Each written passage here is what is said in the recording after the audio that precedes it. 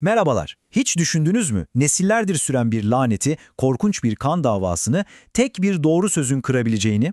İşte bugün Goethe'nin o muhteşem eseri Tauriste Ifigeni ile tam da bu sorunun izini süreceğiz. Bu anlatı sadece eski bir Yunan masalı değil, inanın bana en karanlık anlarda bile hakikatin ve insan kalbinin gücüne yazılmış bir destan. Gelin bu edebi yolculuğa hep birlikte çıkalım. Oyuna başlar başlamaz Ifigeni'nin kendi kederli fısıltısıyla karşılaşıyoruz. Bu tek mısra onun Taurus kıyılarındaki o derin yalnızlığını, o bitmeyen hasretini daha ilk saniyeden ruhumuza işliyor. Yurdundan, sevdiklerinden yani aslında kendinden koparılmış bir ruhun çığlığı bu. Peki kim bu Ifigeni ve neden burada? İşte hikayenin en ilginç yanı da bu. Kendisi, Tanrıça Diana tarafından ölümden kıl payı kurtarılmış, saygı duyulan bir başrahibe ama aynı zamanda bu kutsal görevin esiri. Yani yaşadığı şey bir kurtuluş mu yoksa altın bir kafes mi karar vermek çok zor. Ifigeni'nin kaderini anlamak için ailesinin o kanlı geçmişine bakmak şart. Her şey büyük dedesi Tantarus'un tanrılara meydan okumasıyla başlıyor ve bu lanet nesiller boyu ihanetle, kardeş katliyle, korkunç intikamlarla büyüyor. Ve bu karanlık miras en sonunda Ifigeni'nin babası Agamemnon'un öz kızını tanrılara kurban etmeye kalkışmasıyla zirveye ulaşıyor. Ama işte tam o anda, tam bıçak boğazına dayanmışken tanrıça Diana araya giriyor ve onu alıp bu barbar topraklara, Tauris'e getiriyor. Yani Ifigeni aslında iki dünya arasında arafta kalmış bir ruh. Bir yanda geride bıraktığı Yunanistan var, ailesinin, çocukluğunun umutlarının olduğu güneşli bir anı. Diğer yanda ise Tauris'in kasvetli gerçeği, yabancı bir diyar, kutsal bir görev ve kemiklerine işleyen bir yalnızlık. Evet, o bir rahibe belki ama her şeyden önce kalbi evinde kalmış bir sürgün. Fakat Ifigeni bu karanlık topraklara sadece acısını getirmiyor, aynı zamanda bir ışık oluyor. Öyle ki onun o insancıl tavrı, o şefkati adanın kralı Thoas'ı bile etkiliyor. Ve düşünün, Ifigeni sayesinde yıllardır süren vahşi bir gelenek, yani kıyıya vuran her yabancının kurban edilmesi adeti sona eriyor. Bu bile tek başına onun ne kadar güçlü bir karakter olduğunu gösteriyor. Ve işte tam bu noktada Ifigeni'nin o melankolik huzurunu yerle bir edecek, hikayenin de fitilini ateşleyecek o olay yaşanıyor. Onu yıllardır koruyup kollayan Kral Thoas bir gün karşısına çıkıp onunla evlenmek istediğini söylüyor. Tabii bu basit bir evlilik teklifi değil. Bu Ifigeni'ye geçmişini tamamen sil, yurduna dönme umudunu sonsuza dek göm ve buranın bir parçası ol demek aslında. Onu geleceği ve geçmişi arasında korkunç bir seçime zorluyor.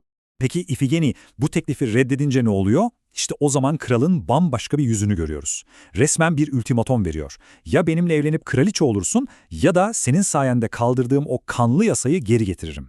Artık mesele kişisel olmaktan çıkıyor.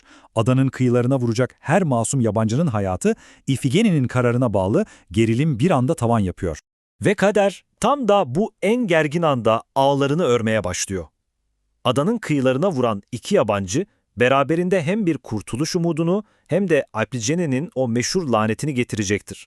Evet, tam da korkulan oluyor. Kral sözünü tutuyor ve vahşet geri dönüyor. Kıyıya vuran iki Yunan yeni yasanın ilk kurbanları olmak üzere yakalanıyor. Ifigeni için ne kadar korkunç bir an düşünsenize. Yıllar önce bitirdiği o kanlı geleneği şimdi kendi elleriyle hem de kendi soydaşlarına uygulamak zorunda.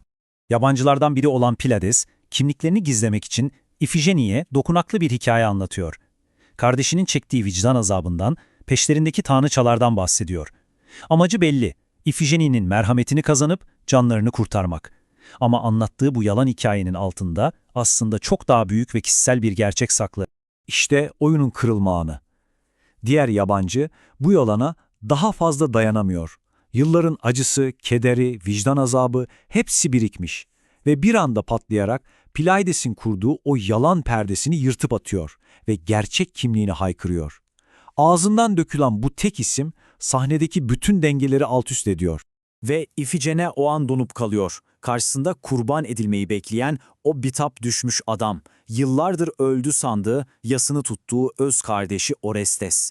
O an sadece bir kavuşma anı değil, yılların sürgünü, ailenin laneti ve küçücük bir umut ışığı. Hepsi o sahnede, o iki kelimede düğümleniyor.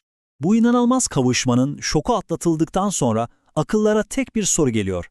Peki şimdi ne olacak? Buradan nasıl kurtulacaklar? İşte bu soru bizi hikayenin en büyük ahlaki ikileminin tam ortasına bırakıyor. İşte o zaman anlıyoruz ki Orestes'in buraya gelişi tesadüf değilmiş. Tanrı Apollon ona bir kehanet fısıldamış, lanetinden kurtulmak için Tauris'e git ve kız kardeşini alıp gel. Ama kaderin cilvesine bakın ki kehanetteki kız kardeş aslında tanrıça Diana'nın heykeliymiş. Orestes ise bunu gerçek kız kardeşi Ifigeniye sanmış ve bu yanlış anlama iki kardeşi bu barbar kıyıda yeniden bir araya getirmiş. Peki plan ne? Aslında zekice ama bir o kadar da acımasız. Ifigeni krala gidip bu yabancılar kan döktüğü için tanrıçanın heykeli kirlendi, onu denizde gizli bir törenle arındırman gerek diyecek. Bu tabii ki kocaman bir yalan. Asıl amaç heykeli ve esirleri sahile indirmek ve orada bekleyen gemiyle kaçmak. Yani kendisine yıllardır kol kanat geren krala ihanet etmek. Ve işte tam bu noktada Göte oyunun asıl meselesine, tam kalbine dokunuyor. Bu artık bir kaçış hikayesi değil. Bu, Ifigeye'nin ruhunda kopan bir fırtına. Yalan mı, dürüstlük mü? Kurtuluş mu, ihanet mi? Şimdi kendinizi bir anlığına onun yerine koyun. Ne yapardınız? Bir yanda zekice bir yalan var. Başarırsanız özgürsünüz. Diğer yandaysa çıplak gerçek var. Ama bu gerçeği söylerseniz ihanetiniz ortaya çıkacak ve sonuç neredeyse kesin ölüm. Ifigeni ailesinden miras kalan o entrika ve şiddet yolunu mu seçecek yoksa bambaşka, daha önce hiç denenmemiş bir yolu mu deneyecek? Oyunun zirve noktasında Ifigeni, kimsenin beklemediği, akıl almaz bir şey yapıyor. Ailesinin kanlı geçmişine ve hile dolu mirasına sırtını dönüyor. Kralın karşısına dikiliyor ve her şeyi ama her şeyi itiraf ediyor. Evet, diyor, bir tuzak kuruluyordu. Seni aldatıp kaçacaktık. Bütün planı kralın önüne seriyor. Bu inanılmaz derecede radikal bir eylem. Hileye, yalana, kurnazlığa değil, insanın içindeki o küçücük iyilik ve merhamet ihtimaline sığınıyor.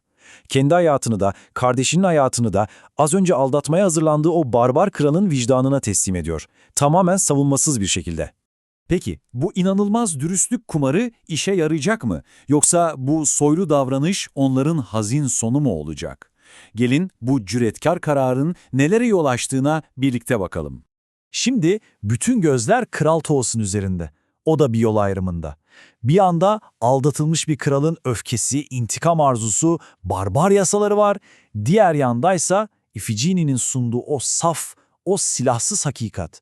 Toas hangisini seçecek? İntikamı mı yoksa insanlığı mı? Ve insanlık kazanıyor. Kral Toas, Ifigene'nin bu eşi benzeri görülmemiş dürüstlüğü karşısında adeta büyüleniyor, öfkesini yeniyor, intikamdan vazgeçiyor ve onlara gidin diyor. Özgürsünüz. O anda anlıyoruz ki asıl medeniyet kökende ya da yasalarda değil, bir insanın en zor anda bile merhameti seçebilmesinde yatıyor. Ve o meşhur aile laneti, işte o lanet kanla değil, şefkatle, dürüstlükle kırılıyor. Ve Göte'nin bu eseri 200 yıldan uzun bir süre sonra bile bize aynı temel soruyu sormaya devam ediyor. Nesillerdir süren bir nefreti, bir kan davasını, bir laneti bitirmek için gerçekten de tek gereken şey bir kişinin çıkıp saf gerçeği söyleme cesaretini göstermesi midir? En umutsuz anlarda bile dürüstlük bir şiddet sarmalını kırabilir mi? Bu sorunun cevabı belki de Tauris'in o uzak kıyılarında değil, her birimizin kendi hayatında, kendi seçimlerinde gizlidir. Vakit ayırdığınız için çok teşekkürler.